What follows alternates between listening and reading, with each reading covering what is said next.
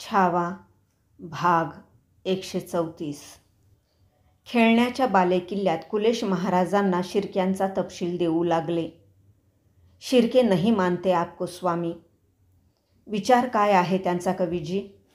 महाराजांनी कुलेशांना विचारले. जी, शिर्के खुद को औरंग के नामजाद शिरकान के राजा मानते हैं. सुना है रामराजा को हाथ लेकर बगावत करने का इरादा है उनका. काय? 8 सालांपूर्वी ज्या बाबीने घडू नये ते घडल्याचे बघायला मिळालेल्या महाराजांना तीच बाब आता पुन्हा ऐकायला मिळत होती. कौन से भी ताकत पर तुले है शिर्के. बातचीत में हमसे झगड़ा हुआ. हथियार लेकर हम पर टूट पड़े. खेलना लौटना पड़ा. कवीजी, खुद्द आम्हीच चालून जाऊ शिरकाणावर. त्यासाठीच सोडला आहे आम्ही रायगड. तुम्ही आमच्या फौजेची जातीने देखभाल बघा. राजे निर्धारी बोलले. 2 दिवस महाराज खेळण्यावर विचारात होते. त्यांच्या येण्याची चाहूल शिर्क्यांनाही लागली होती. गणोजी कान्होजी सारे शिर्के बंधू शिरकाण बांधून तयारच होते. महाराजांच्या मनात पिलाजींच्या अनेक आठवणी फिरत होत्या. ज्या शृंगारपुरात जामात म्हणून इत्मामाने जावे तिथे 3ऱ्या दिवशी सैन्यबंदीने चालून जावे लागले राजांना. औरंगला मिळालेले शिर्के तयारच होते. खूप अटीतटीची लढाई झाली शिरकाणात. शिर्क्यांची शिकस्त झाली. गणोजी कान्होजी तर फौज टाकून कोल्हापूरच्या रोखाने पळूनच गेले. पिलाजी कुठे गायब झाले तेही कळले नाही. आबासाहेबांनी याच पिलाजींना ते सुरव्यांकडे असताना त्यांची नेक मर्दानगी बघून जवळ केले होते. शृंगारपूर तर्फेला जोडून दिले होते. खुद्द महाराजही आबासाहेबांनंतर पन्हाळ्याहून रायगडी गेले तेव्हा रायगड पटात घेण्याचे पाठबळ दिले होते पिलाजींनी. या सर्वांहून ते श्रीसखी येसूबाईंचे वडील आहेत या जाणीवेने मनाचे पान कातरले राजांच्या.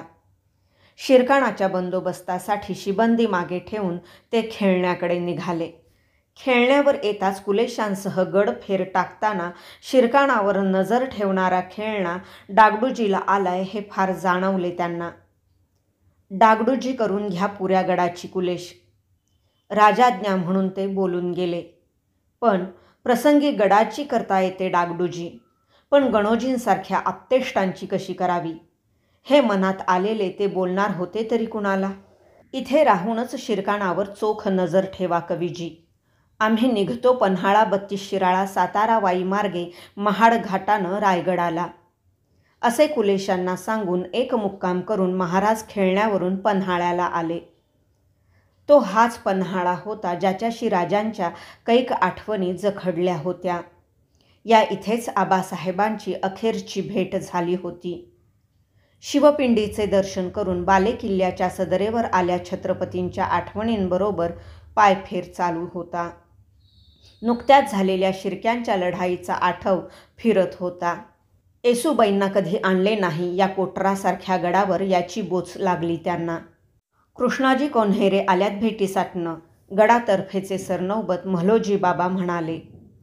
राजांनी त्यांच्याकडे चमकून बघितले. त्यांच्या शेजारी त्यांचे ऐन भरातले संताजी व बहिरोजी हे घोरपडे बंधू उभे होते. आझमशहाच्या बंदोबस्तासाठी राजांनीच पन्हाळ्याला पाठविलेले न्यायाधीश प्रल्हादपंत होते. ते म्हणाले, महाजनकीची काही तक्रार आहे कृष्णाजींची. राजांनी रुकाराचा हात उठविला. कृष्णाजी कोण्हेऱ्यांची तक्रार तपशिलात ऐकून घेतली. योग्य वाटेल तो निवाडा करा कृष्णाजींचा. त्यासाठी प्रांत मजकुराचे देसक नायकवाडी देशकुलकर्णी यांची अगोदर मजालस भरवा न्यायाधीश. प्रल्हादपंतांवर कोण्हेऱ्यांच्या महाजनकीची बाब त्यांनी सोपविली. प्रल्हादपंत, चला सज्जा कोठीवर जाऊ. काही बेताने त्यांनी न्यायाधीशांना बरोबर घेतले. सदर सोडून ते सर्वांसह सज्जा कोठीवर आले.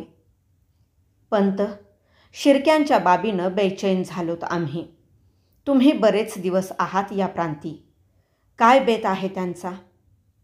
पंत चमकले. प्रश्न ऐकताच कोरडच पडली त्यांच्या तोंडाला. बाब घरची आहे स्वामी. काय बोलावं आम्ही? त्यांनी जाब दिला कसा तरी. ते खरेच होते. कुणीच काही बोलू करू शकत नव्हते. उंच कोठीच्या गच्चीवर जाण्यासाठी सारे गच्चीचा जिना चढू लागले. पांढरट गलमिशांचे म्हलोजी तर राजांच्या पाठोपाठच तरातर जिने चढले. सज्जा कोठीच्या गच्चीवरून दिसणारा कोल्हापूर ज्योतिबाचा परिसर बघताना राजांनी विचारले, कोल्हापुरात कोण मुघल ठाण देऊन? शेख निजाम कुतुबशाही म्हणतेला. गोवळकोंड्याचा मुकर्रब खान किताबत देऊन नामजाद केले बादशानं त्याला विजापूर पडल्यावर. पन्हाळ्यावर लय डोळा ठेवून हाय. म्हलोजींच्या गलमिशा गड वाऱ्यावर फरफरत होत्या.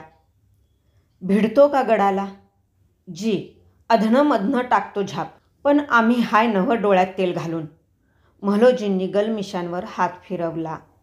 शृंगारपुराहून पळालेले गणोजी आणि कान्होजी याच मुकर्रब खानाच्या तळावर येऊन त्याला भेटून गेले असतील याची कल्पना राजांना किंवा म्हलोजींना अर्थातच नव्हती. सायंकाळचा गार मावळ वारा चढीला पडला. त्यावर राजांच्या अंगचा जामा फरफरू लागला. टोपातील मोतीलग हिंदकळू लागली. गडाची सांज नौबत दुडदुडली. छातीशी हात नेत तिला मान देताना त्यांना पाचाड सदरेवर घणघणणारी थोरल्या औंची घाट याद आली. पन्हाळगडाचे 5 दरवाजा 3 दरवाजा सर्व दरवाजे बंद होत होते. कोठीखाली गडपायथ्याच्या वाडीत घरट्या घरट्यात दिवल्या पेटत होत्या. शांत निसूर अशी ती पन्हाळी सांज उरात भरून घेत महाराज सज्जा कोठीचा कठडा सोडून जायला म्हणून वळले. एवढ्यात कोठीचे जिने झापा टाकतच चढलेला धापा टाकणारा पन्हाळ्याचा किल्लेदार लगबगीने म्हणाला, रायगडाला गडाला गलीम एतिकाद खानाचा घेर पडला. राबत्या बाजूने धनी. त्याला धड बोलवतही नव्हते. रिवाज द्यायला तर तो विसरलाच होता. शिवारावर गोफण फिरावी तसे विचार फिरले राजांच्या मनात. येसूबाई, बाळराजे, रामराजे, चांगोजी, जोत्याजी चर्या फिरल्या त्यांच्या उघड्या विस्फारल्या डोळ्यांसमोर. रायगडाला राबत्या बाजूचा घेर. वर्मी तीर बसलेले शिकारीतले जनावर आडव्या येणाऱ्या झाडोऱ्याची पर्वा न करता झेपावत सुटते तसे ते कुणाकडेही न बघता झपाझप कोठी उतरू लागले. अर्ध्या घंट्यात धावणीची फौज सिद्ध झाली. तिला रायगडाच्या रोखाने दौडते सोडून निवडक आसामींनिशी पन्हाळा सोडताना ते म्हलोजींना म्हणाले, काळीच टाकू नका म्हलोजी, धीरानं असा. लागली गरज तुमची तर हारकारा देऊ. चढ्या रिकिबीनं पाठोपाठ या. म्हलोजी, संताजी, प्रल्हादपंत यांनी दिलेले मुजरे आपले करत पाठीवर पन्हाळी सांज आणि मनी रायगड घेऊन चंद्रावताला टाच दिली गेली. पन्हाळा मागे पडला. 32 शिराळा वाई महाड मार्गावर औरंगच्या फौजी राहुट्या पडल्या होत्या. खेळणा संगमेश्वर मार्गाशिवाय दुसरा रस्ताच नव्हता रायगड जवळ करायला. राजांचे सैन्य त्या मार्गाने दौडू लागले. खेळण्याच्या बालेकिल्ल्यात अस्वस्थ बेचैन फेर घालणारे छत्रपती कुलेशांना म्हणाले, आम्ही तातडीनं कूच करणार आहोत रायगडाकडं कवीजी. तुमच्या प्रांतीचा जमेल तितका धारकरी संगती घेणार आहोत. आता क्षणाचाही उसंत नाही कसलाही विचार करायला. किल्ल्याच्या सदरी दालनात त्यांच्या भोवती उभे राहिलेले कुलेश, किल्लेदार, राया अंता सारेच चिंताक्रांत होते. औरंगचा रायगडाला घेर याचा मतलब पुरते जाणून होते सारे. कौनसी भी जोखिम हो, हमको हुकुम देना स्वामी, कुलेश निर्धाराने म्हणाले. पण त्यांच्या मनीही राजांच्या कानी घालावी अशी कुठली तरी बाब घोटाळत होती. संगमेश्वराला हारकारा द्या कुलेश, आम्ही येतो आहोत. जी. सवयीने कुलेशांनी रुकार दिला, पण त्यांचे मन कशात तरी गुंतले होते. भागच होते म्हणून त्या दिवशीचा मुक्काम खेळण्यावर टाकून राजे पहाट धरूनच निवडीच्या धारकऱ्यांची शिबंदी पाठीशी घेत संगमेश्वराकडे निघाले. पूर्वकड धरून नव्या दिवसाचा सूर्य डोकावत उगवत होता. दौडत्या घोड्यावर राजांच्या मनात विचारांच्या टापा थडथडत होत्या. त्यांना बगल धरून दौडणाऱ्या कुलेशांना पाठीशी दौडणाऱ्या एकाही स्वाराला कल्पनाच नव्हती की रात्रभर कोल्हापूरच्या तळावर मुकर्रब खानाला छत्रपती कुठे आहेत, दिमतीला माणसे किती आहेत या साऱ्याची खडानखडा माहिती पुरवून तळाबाहेर पडलेले गणोजी, कान्होजी शिर्के आणि नागोजी माने शिवरात्र तोंडावर आल्याने कोल्हापूरच्या अंबाबाईचे पहाट दर्शन करून परतत होते. संगमेश्वराची वेस आली. हे 2 नद्यांच्या संगमाचे ठिकाण होते. संगम काठाला शिवलिंगाच्या राऊळाने गावाच्या नावाला साजेसा अर्थ दिला होता. कधी मनाचा भार असह्य झाला की याच संगमावरच्या शिवालयात राजे दर्शनासाठी येत होते. आज ते संगमेश्वर दौडीच्या वाटेवरच होते. गावठाणातून संगमावर घोड्यांना पाणी दावून मोत्तद्दारांची एक तुकडी पागेकडे परतताना वेशीत घुसल्या महाराजांच्या सामने आली. मोत्तद्दार खाशांना रिवाज देण्यासाठी पटापट उतरू लागले. तिकडे ध्यानही नसलेले महाराज त्या पथकातील जनावर उजाडताच सामने आलेले बघून चंद्रावताचे कायदे खेचून जागीच थांबले. जनावर ऐबी होते ते. त्या पुऱ्या काळ्याशार जनावराच्या आघाडीच्या खुरांना पांढरे फटफटीत चांदवे होते. महाराजांच्या मनी ते जनावर बघताना शकाची टिटवी केकाटत फडफडून गेली. रायगडावर काही बरं वाईट तर. राजांनी संगमावर जाऊन शिवदर्शन घेतले. समोरच्या शिवपिंडीला हात जोडून ते मनोमन म्हणाले, आम्हाहून आबासाहेबास प्यारा असलेल्या रायगडास धक्का लागू नये, त्यासाठी हयातीचं बेलपान करून वाहू तुमच्या पावनपिंडीवर. शिबंदीसह राजे संगमेश्वराच्या सरदेसाई आणि कराडहून आलेले अर्जोजी गिरजोजी यादव वाड्यात जमले होते. सज्जनगडाहून आलेले रंगनाथ स्वामी गोसावी महाराज संगमेश्वरात आले आहेत याची खबर मिळाल्याने दुपारच्या थाळ्यानंतर भेटीसाठी सरदेसायांच्या वाड्यावर आले. भेटीसाठी आलेल्या गोसाव्यांनी जय जय रघुवीर समर्थ अशी नांदी उठवताच बैठकीवरून उठून महाराजांनी त्यांच्या चरणांवर आपला माथा टेकला. रंगनाथ स्वामींनी त्यांच्या राजटोपावर तळहात ठेवून आशीर्वाद देताना त्यांच्या तोंडून समर्थ बोल निसटले. जरी पाटातील तुंब निघेना तरी मग पाणीच चालेना, तैसे जणांच्या मना कळले पाहिजे. आम्ही निघतो राजे, वाघापुरीला जायचं आहे. नांदी उठवून खडावांची चटपट करीत रंगनाथ स्वामी बाहेर पडले. राजांच्या मनात समर्थांनी लिहिलेल्या पत्रातील बोध फिरला. अवघे लोक एक करावे, गनिमा निपटून काढावे, चढती वाढती कीर्ती पावाल येणे. अवघे लोक एक करावे कसे? समर्थ, हे कैसे व्हावे? हवस पेटल्याने नेकी भुललीत माणसे, फंद फितुरीने धारकऱ्यांची बुजगावणी झालीत. सामने येणाऱ्या आसामीच्या नेकीचा मागमूसही लागू नये एवढी आत बाहेर दुटप्पी झालीत माणसे. ओंजळीत मिळेल तेवढाच शिधा शिजवून खाणारे, वणवण करीत मुलूखभर मावळ वाऱ्यासारखे पायीच भटकणारे तुम्हासारखे संत कुठे? कीर्तिरूपे उरावे म्हणालात, ते तरी असते का माणसाच्या हाती? आबासाहेब गेले, कीर्तिरूपे उरले. ते तुम्ही माणसे कशी म्हणावी? देव माणसे तुम्ही. जगदीश्वराच्या मंदिरातील हमचौकातील दगडी कासवाचे तरी भाग्य मिळेल आम्हास, की पडतील नुसतेच कदम पाठीवर येणाऱ्या प्रत्येक दर्शन भक्ताचे? नाही झाला हा मुलूख एक दिलाचा एक जीवाचा तर? फिरविली जर 11 दिशांना तोंडे तुम्ही स्थापन केलेल्या 11 हनुमंतांच्या मूर्तींनी आपली तर? मग जाणावे फावले गणिमानसी. समर्थांच्या बोलांनी छत्रपतींच्या समोर जिकडे तिकडे मुघल फौजा दौडताना दिसू लागल्या. खूप कोशिश केली त्यांनी, पण औरंगची चर्या काही केल्या नजरेसामने येईना त्यांच्या. समर्थ गनिम गनिम म्हणून गरजून सांगताहेत, तो गनिमच दिसेना त्यांना. त्यांनी मनोमन भोवतीच्या खंडोजी, रायाजी, रामचंद्रपंत, कुलेश सर्वांशी ते औरंगसारखे दिसतात का याचा पडताळा पाहिला. नाही, औरंग काही स्पष्ट होईना त्यांच्या नजरेसमोर. मनातले विचारच त्यांनी रंगनाथ स्वामींच्या पादुकांच्या रुजाम्यावर उमटलेल्या ठशांवर ठेवले. मन शांत स्थिर करून घेतले. सदरे बाहेर शिरकाणातील मौजे मसूचा हरबा देसाई येऊन खाशांच्या भेटीसाठी केव्हाचा खोळंबला होता. त्याची विठोजी शिर्क्यांची भाऊजय काशीबाई हिच्या खिलाफ मौजे कोतळूक आणि मसू या गावच्या मोकाशाबद्दल तक्रार होती. हा गाव बाधे रीतीने म्हणजे पूर्वीचा वारसा हक्क रद्द बातल होऊन हरबाकडे आला होता. राजांनीच त्याचे मोकासे शिर्के हरगडी लष्करी कामाचे म्हणून शिर्क्यांना दिले होते. त्यानेच शिर्के माजोर झाले होते. शिर्क्यांचे धारा वसूल करणारे दाणेकरी भरल्या खळ्यावरून बलात्कारे दाणे उचलून नेत होते. त्याने कातावून देसायांच्या माणसांनी शिर्क्यांची पागाच मुळे मोडून काढली होती. हरबाला मौजे मसूचे सरकारी शिक्के मोर्तबाचे मोकासे पाहिजे होते, म्हणून कुलेशांनी हरबाला पेश घेतला होता. धनी, मौजे मसूचं मोकासं द्यावं आता आमासनी. लई कट्टाळलाव. सरकारासनी मानत नाहीत तर आमासनी काय मानतील शिर्के. भरल्या खळ्या वयनं दाबजोरीनं दाणा काय नेत्यात.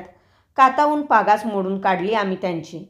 कागूद करून दिला की आम्ही चाकरीला हावच धन्यांच्या. रिवाज देताना हरबा देसाई नरड्याला चिमट लावून म्हणाला. महाराजांच्या डोळ्यांसमोर फिरत होता एतिकाद खानाने घेर टाकलेला रायगड आणि समोर आला होता एका मौजाच्या मोकाशाचा कथला. हरबाला कुडीभर न्याहाळत छत्रपती म्हणाले, पागेच्या रखवालदार धर्मा कवठेकराची काय बाब. तो वर्माचा सवाल ऐकून हरबा चरकला. शिर्क्यांच्या पागेचा रखवालदार धर्मा याला देसायाच्या माणसांनी जीवे मारून पेंढ्यात घालून डाग दिला होता. धर्मा महार होता. जी लई झायली केली त्यानं पागेवर. हरबा चाचरत कसा तरी म्हणाला. त्याला माहीत होते राजांच्या दिमतीला जासूद चाकरीला बहिर्जी विश्वास असे पट्टीचे रामोशी खबरगीर होते. खामोश. जबान कशी उठते इमानदार चाकराच्या जीवास नख लावून मोकास मागावयास. शंभू तेज कडाडले.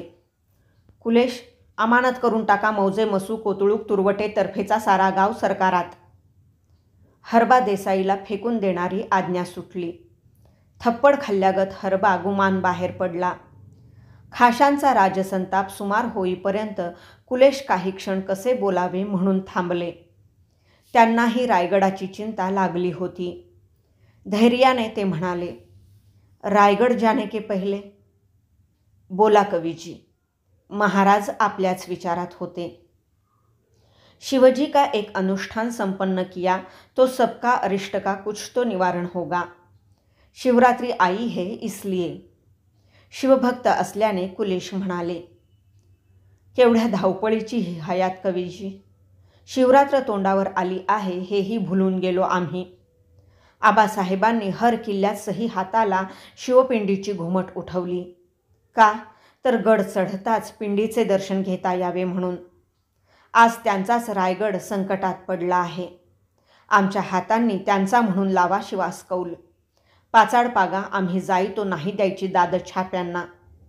प्रत्यक्ष रायगडाचा उपराळा करण्यासाठी जाण्याचा हा पहिलाच प्रसंग होता. मन कशाचे तरी पाठबळ मागत होते त्यांचे. रायगडाचा घेर तर उठविणेच भाग होते. तिथली पिछाड तर काळीजच कुरतडणारी होती. खेळणा पन्हाळा विशाळगड पागांना वरकड पावलोक रायगडाच्या वाटेस लावायला खलिते द्या. तुम्ही जातीनं अनुष्ठानाची जोडणी लावा. सकाळ दुपार संध्याकाळ औरंग न चुकता नमाज पढतो हे ऐकून आहोत आम्ही. वर वर शांत दिसणारे राजे अंतर्यामी कुणालाच उकल न होणाऱ्या खोलवटात शिरले होते. संगमेश्वराचा वाडा हलू लागला. माणसे शंकराच्या अनुष्ठानासाठी खपू लागली.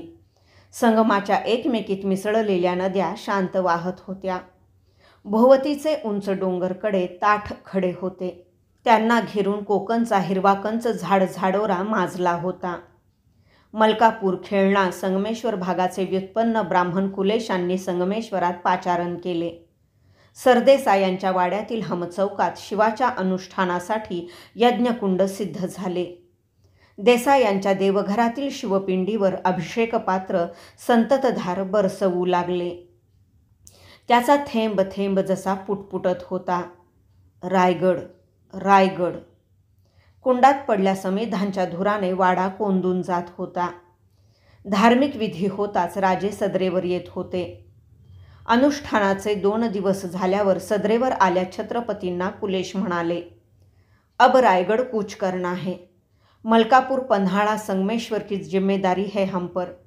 इसलिए. खेळण्यापासून मनात असलेली बाब महाराजांच्या कानी घालायला बेचैन झालेले कुलेश अडखळले. तुम्हास तर आम्ही संगतीच घेणार आहोत. आता हा प्रांत नाही तो ठेवा डोळ्यांसमोर रायगडचा. इथली जोखीम तर हमेशाचीच. महाराज म्हणाले, रायगड के लिए ये बोलना ही पड़ेगा कि न्याय देवता पलट गई है. खुद्द न्यायाधीशने. कुलेश पुन्हा चाचरले. मतलब. महाराजांच्या कपाळीचे गंध आकरसले. खुद्द न्यायाधीश ने षड्यंत्र की चाल रखी है स्वामी के खिलाफ।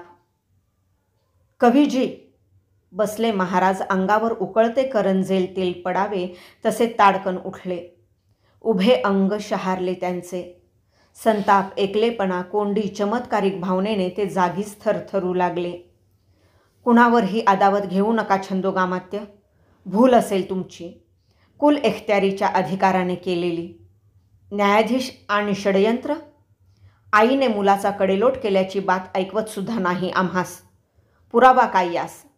न्यायाधीश प्रल्हाद पंतांना पहिल्या कटावाच्या अदावतीतून इत्मामाने मुक्त केल्याचे छत्रपतींना आठवले. पुन्हा असली गफलत करू नका, नाही सोसणार ते आम्हास, अशी त्यावेळी दिलेली समजही याद आली.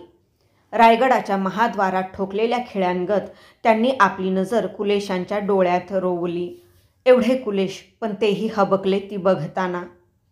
बोला कुल एखत्यार, पुरावा बोला. जी. अंगभर थरकलेल्या कुलेशांनी कमरेच्या कनोजी शेल्यातून खेचून प्रत्यक्ष न्यायाधीश प्रल्हाद पंतांनी मोगल मनसबदार गणोजी शिर्क्याला लिहिलेला खलिता लटलटत्या हातांनी महाराजांसमोर धरला. तो खोलून महाराज वाचू लागले. शब्दाशब्दांतून जसा डोळ्यांवाटे उतरत शिष्यरसासारखा थेंब थेंब ठिबकू लागला त्यांच्या काळजावर. स्वारी शिकारीसाठी मुलुखभर दौडणारे, गोऱ्यांच्या दरबारात दौलतीची हेजिबी करणारे प्रत्यक्ष न्यायाधीश आरोपिताच्या पिंजऱ्यात जाऊन बसताना गणोजीला म्हणत होते, रामराजे एकले आहेत. त्यांनाच हातास धरून गादीवर बसविले तर कुल एखतियारी तुम्हासच मिळेल. कोण कुठचा कनोजा कानामागून येऊन साऱ्यास तिखट झाला आहे. राजे तर त्याच्या सांगीशिवाय कुणाचंच मानित नाहीत. या आशयाचा तो नमुनेदार निवाडा होता. हातचा खलिता वाचून होताच छत्रपतींनी गपकन डोळे मिटले. त्यांच्या मिटल्या व्याकुळ डोळ्यांसमोर प्रल्हाद पंतांच्या मुद्राच मुद्रा फेर धरून गेल्या. डोळे मिटूनच संतापाने थरथर कापत कुलेशांना पण स्वतःलाच द्यावी तशी त्यांनी आज्ञा दिली. खलिताच द्या धाडून हा पन्हाळ्यावर. म्हालोजींना सांगा न्यायाधीशासच वाचू दे हे आरोपपत्र. त्यांच्याच लिखावटीचं, त्यांच्याच खिलाफ. दस्त करा त्यांना असतील तिथं, मिळेल तेव्हा. आणि बंद करून टाका तुमचं अनुष्ठान, रायगडासाठी शिवाला कौल घालणारं. मान खाली घातलेल्या कुलेशांच्या अंगावर खलितावळी फेकून महाराज आपल्या दालनाकडे तरातर निघून गेले. पुरते घायाळ झालेले सर्वार्थाने एकांती, पुरते एकले होण्यासाठी. मोठ्या मिनतवारीने बांधल्या अनुष्ठानाची सांगता तरी करून निघावे यासाठी महाराजांना कुलेशांनी तयार केले. सांगतेचा दिवस संगमेश्वरावर उजाडला. आज तर पुरते संगमेश्वर सरदेसायांच्या वाड्यावर येऊन यज्ञकुंडात समिधा वाहून गेले. सगळे गाव सांगतेच्या भोजनाने हात ओले करून तृप्त झाले. टळत्या दुपारला कराडहून आलेले अर्जोजी यादव महाराजांच्या सामने आले.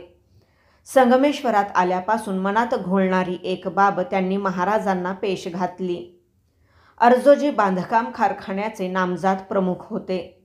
त्यांचे भाऊ गिरजोजी यांनी तर राणीसाहेब दुर्गाबाई यांचा माग काढत बऱ्हाणपूर खुलताबाद पावेतो पायपीट केली होती. यादवांची दौलतीच्या पायी खूप चाकरी रुजू झाली होती. थोरल्या महाराजांनी यादवांना कराड व औंधचे वतन देऊ अशी जबान दिली होती. पण त्या समयाला त्यांचाच काळ झाला होता. यादवांची बाब 8 वर्षे तशीच पडली होती. आमच्या कराड औंधच्या सरकारी कागदांचा आता मनावर घ्यावं धनी. मिरज भागाला शहजाद्याच्या फौजा जोराचा तळ धरून आहेत. आम्ही परतावं तिकडं म्हणतोय. अर्जोजींनी आपली बाब धन्यांच्या समोर ठेवली. रायगडाच्या पायथ्याला पाचाडात येसूबाईंच्या शब्दासाठी राजमंदिर उठविणाऱ्या अर्जोजींना महाराजांनी अंगभर निरखले. अर्जोजी, केवढ्या घरोब्याचे तुम्ही आबासाहेबांपासून, पण तुम्हाकडेही ध्यान देणं आम्हास फावलं नाही. नाराज झाला असाल तुम्ही. सरदेसायांच्या चिटणीसास काही विचाराने बोलावून घेऊन कराड औंधचे यादवांच्या नावे कागदपत्र सिद्ध करण्याची आज्ञा महाराजांनी त्यांना दिली. सिद्ध झाल्या वतनपत्रांवर दस्तूर करून ते चिटणीसांना म्हणाले, शिक्कामोर्तब करून द्या हे अर्जोजींना. आणि अर्जोजी, तुम्ही मोर्तबी कागदपत्र मिळताच कराड फाट्यास तुमच्या जमावानं कूच व्हा.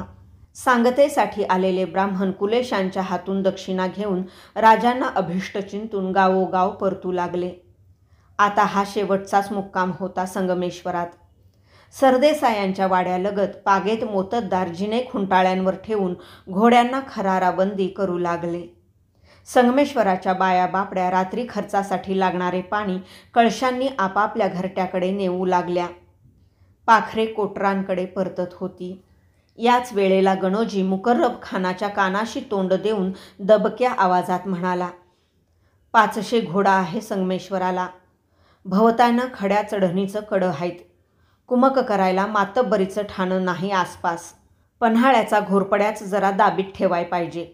माजोर दस्तकरा या नामी मोका हाय. फत्ते झाली की मात्र आमच्या शिरकाणाचं बादशहासनी सांगावा विसरू नका खानसाब. कोल्हापूरला महालक्ष्मीच्या राऊळात सांज आरती चालू होती. घाटेच्या आवाजात गणोजींचे इमानदार शब्द विरून जात होते. लगोलग 1,500 कडव्या हशमांची फौज बांधून मुकर्रब खान निघाला. कोल्हापुराहून आंबाघाट मार्गे संगमेश्वराकडे. 1,500 हत्यारबंद हशमांचे घोडापथक खडखडत्या टापांनी कोल्हापुराहून निघाले. आघाडीला होते मुकर्रब खान, त्याचा मुलगा इखलास खान आणि त्यांना दौडीचा पन्हाळा बगलेला टाकून जवळ आणि बिनघोरी मार्ग दावायला उजवे गणोजी आणि कान्होजी, डावे नागोजी माने. घोडी आंबाघाटाच्या रोखाने खाड खाड दौडत असतानाच शक आलेल्या इखलासने मोठ्याने ओरडून आपल्या बापाला विचारले, हात नहीं आया काफर और जंग में जान पे बीती तो अब्बाजान. डरपोक, शहीद हो जाएंगे आका जान के नाम पर. फतेह हुई तो माले माल कर देंगे हजरत गौर से. मुकर्रब खान जीवाच्या कराराने दौडत होता. गणोजी, कान्होजी, नागोजी त्याला डावरीकडं सही हाताला असं म्हणत हात उठवून माग देत होते. ओढे, वहाळ, पांदी सपासप मागे पडत होत्या. पुरते सांजावले तसे खिणभर फौज रुकली. पलोते पेटवले गेले. मशालजी घोडा हाशमांनी ते एका हाती तोलत आघाडी घेतली. काही फौज फळीत पांगले. एक पेटता जिहादी लोळ पुढे सरकावा तशी जिद्दी फौज टापांवर पडली. पन्हाळ्याच्या कोकण दरवाजावर पहारा देणाऱ्या मेटकऱ्याने पलोत्यांची ती रांग दौडताना बघून बाले किल्ल्याकडे धावत झेप टाकली. सरनौबत म्हालोजी घोरपड्यांना तो धपापतच म्हणाला, घात झाला घोरपडे बाबा. कोल्हापूरचा तळ संगमनेरच्या रोखानं दौडतोय. घोडा किच्चा हाय मागं नाही रातीचा घावला. पन्हाळ्यावर पाठोपाठीने सटासट हुकूम सुटले. म्हालोजी आपले चिरंजीव संताजी बहिर्जी यांच्या जोडीने पागेसमोर आले. 500 घोडा हा हा म्हणता जीनबंद झाला. त्याला पाठीशी घेत म्हालोजी कोकण दरवाजाने पन्हाळा उतरले. विशाळगडाच्या रोखाने आडवाड धरून संगमेश्वराकडे दौडू लागले. घोर पडलेल्या मराठी दौलतीला प्राणबाजीने वाचवायला झाल्या उमरीचे घोरपडे 2 बांड्या मुलांसह दौडू लागले. आबा, गाठू आम्ही संगमेश्वर वेळेवर? थोरल्या संताजीने शकाने विचारले. अरे नुसतं पोचून काय कामाचं? वेळ पडली तर शिर काटून ठेवायला लागेल शिवाजीराजाचा अंकुर जपाय. म्हालोजीच्या पांढरधोट गलमिशा वाऱ्यावर फरफरून गेल्या. एकीकडून म्हालोजी आणि दुसऱ्या वाटेने मुकर्रब खान आणि त्याचे साथीदार संगमेश्वर जवळ करण्यासाठी उरफोडीने दौडू लागले. कोल्हापुरात महालक्ष्मीच्या व ज्योतिबाच्या नित्याच्या घाटा घणघणून गेल्या. काळ रात्र पळापळाने चढू लागली. यावेळी संगमेश्वर गाढ सुख झाले होते. सरदेसायांच्या वाड्यावर हत्यारी गस्ती पहारे फिरत होते. वाड्याच्या सुखदालनात मंचकावर लेटलेले छत्रपती मध्येच कूस पालटत होते. झोप साधत नव्हती. आदिलशाही कुतुबशाही घशात घालून अकलूजला ठाण झाला औरंग. गावोगावचे फितवेखोर दरिया गिळायला बसलेले फिरंगी हबशी चित्रांमागून चित्रे त्यांच्या मनी गस्त घालीत होती. येसूबाई, आबासाहेब, थोरल्या आऊ, धाराऊ, समर्थ, सती गेलेल्या आऊसाहेब, कुठेतरी खुलताबादेत कोठीत पडलेल्या दुर्गाबाई, राणू अक्का अशा मुद्रा त्यात मिसळत होत्या. वाड्याच्या पागेतली घोडी मध्येच नागपुड्या झटकून फुरफुरत होती. मध्यरात्र टळली तसा खाशांचा डोळा लागला. पळे पावला पावलांनी पुढे सरकू लागली. रात्रीची कूस फोडून उगवण्यासाठी नवा दिवस धडपडू लागला. उत्तर रात्र धरून वाड्याची शांतता भेदत 2 घोडाईत हमचौकात उतरले.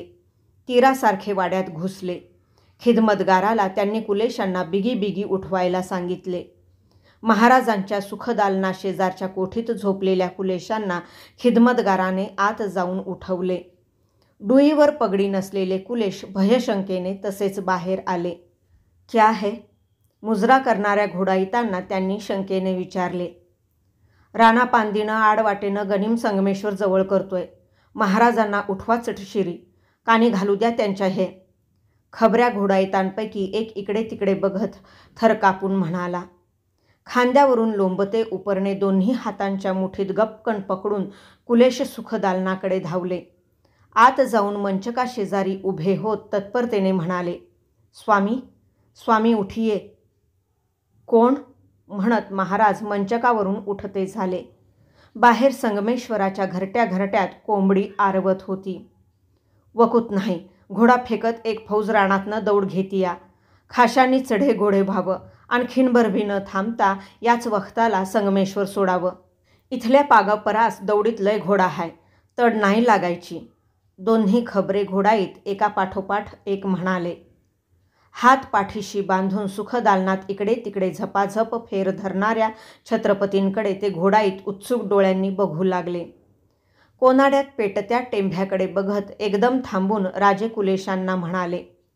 शिरक्यांची माणसं आहेत ती. कोल्हापूरशिवाय तळ नाही गनिमाचा जवळपास. बिशाद नाही त्यांची एवढ्या गचपणात घाटापांदीत रात्रीचं संगमेश्वरावर चालून येण्याची. कुलेश, त्यांची व्यवस्था करा. खबऱ्यांच्याकडे हात करत महाराजांनी कुलेशांना आज्ञा केली. विचार करत कुलेश आणि मुजरा करत चुटपुटत खबरे बाहेर पडले. महाराज पुन्हा फेर घेऊ लागले. थोड्या वेळाने येऊन मंचकावर लेटले. काही केल्या झोप येईना त्यांना. मनी शिरक्यांची भिंगरी घुमत फिरू लागली. आता रायगडी गेल्यावर श्रीसखींना कसं सांगायचं त्यांच्या पाठीराख्या भावांना हुसकून लावणं पडलं शिरकाणातून. काय हा शिरक्यांचा आमचा ऋणानुबंध? काय मिळालं श्रीसखींना आमच्या नावे मळवटी बाशिंग बांधून?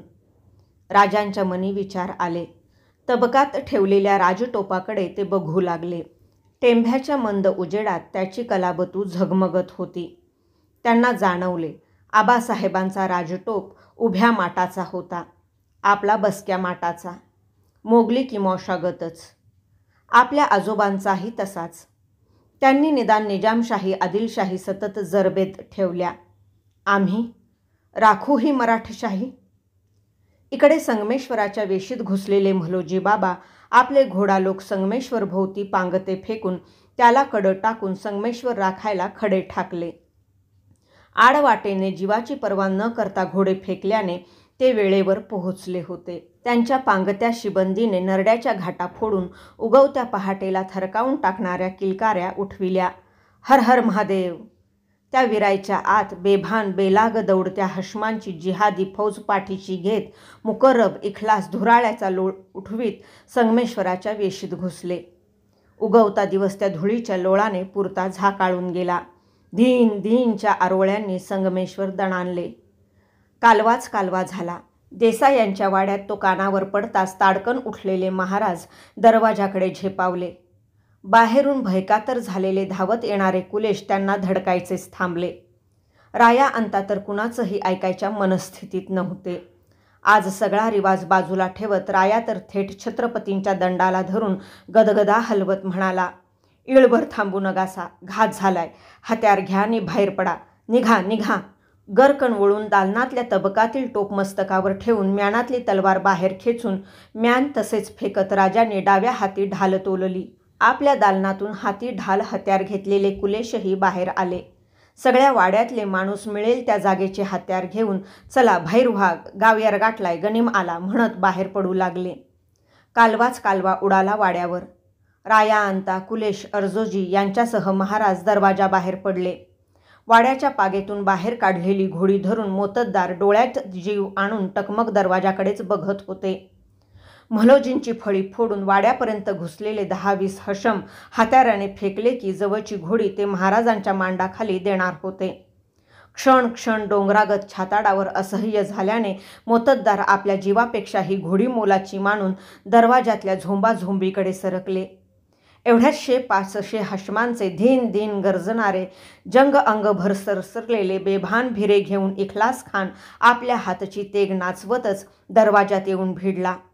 सगळा जीवच महाराजांच्यात अडकल्याने मुकर्रब खानाच्या पथकाचे वार हटवत हटवत म्होलोजी हे संताजी बहिर्जीसह त्याला आडवे होत मोठ्या नेकराने दरवाजापाशीच आले. दरवाजासमोरच आता कुरुक्षेत्र पेटले. मोत्तद्दारांनी आणलेली जनावरे राजे कुलेश, अर्जोजी, राया अंता यांनी अटीतटीने मांडाखाली घेतली होती. म्होलोजींनी आपला घोडा धन्याच्या जवळ काढला होता. भिंगरीसारखा तो त्यांच्या घोड्याभोवती फिरवत म्होलोजी झाले वार झेलताना वार करतानाच ओरडत होते.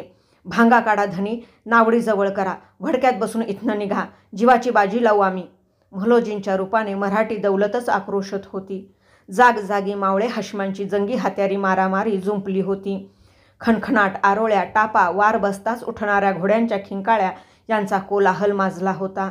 भवानीच्या पोतागत अंगभर सरसरून पेटलेले छत्रपती संभाजीराजे गोफण फिरवावी तसे हातचे हत्यार सपासप फिरवत भांगा मिळेल तिथे मांडाखालचा चंद्रावत घुसवू लागले. म्होलोजी, कुलेश, संताजी, बहिर्जी, अर्जोजी असे कुर्बान पटाईत वादळातून दिवली जतून न्यावी तसे त्यांना नावडीच्या रोखाने भांगा देण्यासाठी कडे टाकून पणाला पेटले. जसा महाराजांचा पांढरा चंद्रावत सरकत होता तसा इखलासही मधल्या लढत्या मावळ्यांना बगलेला टाकून सरकू लागला. आता महाराज वाड्यापासून नावडीच्या बरेच जवळ आले होते. पहाट सरती असूनही लढणाऱ्या मावळ्यांच्या आणि हशमांच्या अंगातून घामाच्या धारा वाहू लागल्या. आपल्या लोकांना चेतना देताना म्होलोजी, कुलेश, मुकर्रब, इखलास कोरड पडावी अशा किलकाऱ्या देऊ लागले. गर्दीतून बाहेर पडलेल्या काही मावळ्यांनी नदीच्या पात्रात हत्यारबंदीने सिद्ध केलेली होडकी डचमळत होती. काठावरच्या माळरानावर चाललेल्या झोंबाझोंबीकडे डोळ्यात प्राण आणून बघत होती. खास काफरांच्या राजाला अंगलटीने भिडण्याच्या आड म्होलोजीच येतात हे हेरलेला इखलास म्होलोजींकडे बोट रोखत ओरडला, घेर डालो बुड्ढे को. राजांची आघाडी धरून लढणाऱ्या म्होलोजींच्या भोवती चवताळल्या हशमांनी दाटीच दाटी केली. फळीपासून म्होलोजी तुटून एकले झाले. तरी हे हातचे हत्यार लाजून जावे असे खरंच पडल्या तोंडाने बुड्ढ्या बोलीत कडकडतच राहिले. नावडी, भडकी, धनी, सिंहगडावरचे शेलार मामा जसे त्यांच्या रूपाने हात फिरवीत होते. मामा फत्ते घेत टिकले होते. पण म्होलोजी अंगावर जागा नव्हती त्यांच्या जखम झेलायला. आणि झालाच वार हशमी जाडपात्याच्या तेगीच्या त्यांच्या छाताड्यावर कोसळले. म्होलोजी जनावरावरून खाली कोसळले. दौलतीचे दुसरे मर्दाना सरलष्कर कोसळले. एव्हाना नावडीच्या नदीकाठापर्यंत पोहोचलेल्या लढत्या राजांच्या कानावर जाळासारखी खबर पडली. म्होलोजी बाबा पडले. ती ऐकताच सुन्न झालेल्या शिवपुत्राच्या हातातील तेग पळभर जागीच रुकली. तोच मोका साधून भोवती भिडल्या हशमांतून आला वार हुकवण्यासाठी झटकन मानकलती फिरवताना राजांचा डोईचा टोप उडाला. नावडीच्या भुईवर आला. त्याने सरकलेल्या राजांनी कसल्या तरी अनामिक बळाने पायीच्या मोजड्यांची टाच इतक्या जोराने चंद्रावताच्या पोटात खुपसली की कळीसरशी ते जनावर नदीकाठाच्या रोखाने बेफाम उधळले. पण पात्रात उतरावे तो पुरा नदीकाठ नंग्या तेगी उगारलेल्या हशमांनी केव्हाच रोखून टाकला होता. घोडा फिरवलेल्या छत्रपतींना संताजी बहिर्जी सावलीसारखे मागे आलेले दिसले. त्यांना बघताच महाराज ओरडले, थांबू नका इथं, रायगड गाठा, मिळेल त्या आसामीनिशी गड राखा, निघा. भोवतीच्या हशमांचे वार दोघेही परतवत होते, राजे आणि घोरपडे बंधू. काळीजसुद्धा हेलावून गेलेले संताजी पिळवटून ओरडले, हुयाचं ते होईल, आबा तर गेलेच, कसं टाकावं धन्यासनी मागं ऐकलं. आण आहे जगदंबेची, हुकूम आहे हा आमचा, निघा. एवढ्या कोंडीत ऐन जंग मैदानावर सुद्धा त्यांच्या न कळणाऱ्या डोळ्यांकडे बघताना हत्यार फिरवणारे संताजी ओरडून गेले, जी, आणि त्यांनी घोडा वळवला. बहिर्जी त्यांच्या मागे झाले. जागजागी नावडीच्या माळावर कामी आलेल्या मावळ्यांचे आणि हशमांचे देह इतस्ततः पडले होते. निपचित पडल्या सरनौबत म्होलोजी बाबांच्या पांढऱ्या गलमिशा वाऱ्यावर फरफरत होत्या. त्यांचे उघडे डोळे कसल्या तरी आशेने नावडीच्या नदीकाठाकडे जखडले होते. अर्जोजी, राया अंता सावलीसारखे खाशांच्या पाठीशी होते. हयातीतला हाही सर्ग पुरा करण्यासाठी राजांची उजवी धरून कनोजा म्हणून सगळ्या मंत्रिमंडळाने हयातभर हिणवलेले हेटाळलेले कुलेश लढत होते. संगमेश्वराबाहेर निसटण्याचे सर्व मार्ग रोखले गेले होते. लढणे आणि लढणे एवढेच सगळ्यांच्या हाती उरले होते आणि ते सर्वांनीच पुरते जाणले होते. मने करकचून बांधली गेली. चारी बाजूला सरासर फिरत्या नुसत्या तेगींचा खणखणाट चालू झाला आणि कुठून तरी सुटलेला एक तीर कुलेशांच्या उजव्या दंडात सपकारत घुसला. डाव्या हाताने उजवा दंड घट्ट पकडून धरतानाच कुलेश घोड्यावरून कोसळले. कोसळतानाच ओरडले, "मैं गिर गया." ते ऐकून अंगावर पडते वार सपासप फेकून देत छत्रपती त्यांच्याजवळ आले. पाते लवायच्या आत भुईवर झेप टाकून त्यांना काखेत हात घालून वर उचलताना म्हणाले, "उठा छंदोगामात्य, धीर धरा, लढता लढता मरू, पुरे करू जिंदगीचे काव्य साजेसे." कुलेशांनी तीर केव्हाच काढून फेकला होता. जाम्याचा उजवा हातोपा रक्तचिंब झाला होता त्यांचा. तरीही मुठीतले हत्यार नव्हते सोडले त्यांनी. राजांच्या बरोबरच पाय उतार झालेले राया अंता अर्जोजी असे कितीतरी धारकरी महाराज आणि कुलेश यांच्यावर तुटून पडणाऱ्या हाशमांच्या लाटा थोपवून धरण्यासाठी निकर करत होते. आता भुईवरची हातघाईची मारामारी पेटली. कुणाचीच कुणाला जोड मिळणे शक्य नव्हते. इखलास मुकर्रबही पाय उतार झाले होते. हाशमांची इतकी दाटी झाली होती की त्यातल्याच कित्येकांना हत्यार फिरविणेही अशक्य झाले. कुणालाच हत्यार फिरवता येणार नाही इतकं माणूसच माणूस राजांभोवती दाटलं. त्यांच्या जखमी अंगाभोवती चौबाजूंनी कैक भाल्यांची टोके आणि तलवारींची पाती भिडली. हातची उचललेली आबासाहेबांची भवानी तशीच रुकली. नैवेद्याचा गुळखडा चहूबाजूंनी काळ्याशार डोंगळ्यांनी घेरला. हीच गत कुलेश, रायाजी, अंताजी यांची झाली. दाटलेल्या हाशमांची कोंडी फोडत मुकर्रबचा तरणा बांड मुलगा इखलास, श्रींच्या राज्याचे वारस असलेल्या बऱ्हाणपूर औरंगाबाद तसनस करणाऱ्या, गोव्यातील फिरंग्यांची झोप उडविणाऱ्या, जंजिऱ्यातील हबशांना हाय घ्यायला लावणाऱ्या, आका हजरतला मराठी मुलखातून शिकस्तीनं फौजा माघार घेण्याची नौबत आणणाऱ्या लईम संभासमोर आला. देहाचे म्यान नावडीच्या मातीवरच ठेवल्यागत तेगीच्या धारेसारख्या तळपत्या नजरेने राजे हातच्या भवानी तलवारीकडे बघत होते. कुणातच नसल्यागत. "रख दो हतियार." इखलास कडाडला. भक्कम खडकावरून दर्याची लाट जावी तसेच ते शब्द राजांच्या कानांवरून गेले. तसूभरही हालचाल झाली नाही त्यांची. "काफर सुनते हो, फेक दो हतियार." घुश्याने पेटलेला इखलास अभिषेक समयी पवित्र नद्यांचे जल तीर्थ म्हणून मस्तकी घेतलेल्या राजांची केसावळ मुठीत पकडून ती गदगदा हलवीत गरजला. त्या बेगुमानीने राजांनी आपली जळजळीत नजर खानावर टाकली. ती बघून राजांच्या हातचे हत्यार क्षणात गर्दनीवर उतरेल म्हणून खान सरकला. एवढ्यात गर्दी फोडत लालसर दाट दाढी मिशांचा खासा मुकर्रब खानच त्या जागी आला. त्याला कुर्निसात करून इखलास म्हणाला, "हथियार नहीं छोड़ता काफर, मगरूर है." "सबूर बेटे, सुरमा आदमी शौक से हथियार नहीं छोड़ते." आपल्या बेट्याला सुमार करत मुकर्रब राजांच्या सामने आला. त्यांच्याकडे बघत भोवतीच्या आपल्या हशमांना म्हणाला, "दस्त करो इसको पहले, रस्से डाल दो हाथों में, बाद में खींच लो हथियार, ले जाओ." लढाई थांबली होती. जिवंत मावळे मंडळी काढणी बंद झाली होती. महाराज आणि छंदोगामात्य कवी कुलेश संगमेश्वराच्या शिवासमोर दस्त झाले. नवा दिवस फुटीला पडला होता. यावेळी अकलूजच्या 60,000 फौजी तळावर आपल्या डेऱ्यात इराजी सतरंजीवर गुडघे टेकून सब्र की नमाज पढताना मुहिउद्दीन मोहम्मद आलमगीर गाझी औरंगजेब पुटपुटत होता, "अल्हम्दुलिल्लाह लिल्लाह, ला इलाहा इल्लल्लाह, मुहम्मद उर रसूलुल्लाह." नमाज पडून होताच खाशा दरबारी डेऱ्यात त्याने वझीर असद खानाला विचारले, "मुकर्रब खां की क्या खबर कोल्हापूर से? पीछा कर रहा है नाचीज संभा का, या पड़ा है ऐश आराम से लौंडियों के साथ कोल्हापूर में?" आणि मुकर्रब खानाला परतीचीही वाट दावून संगमेश्वराच्या रानातच आपली घोडी थांबवून लढतीची थकावट दूर करण्यासाठी न्याहारीचा कांदा फोडताना गणोजी आणि नागोजी म्हणत होते, "कांदा फोडला की पाणी धरतं डोळ्याला, पर विलाज नाही, भाकरी तर जाय पाहिजे." भाग 134 समाप्त.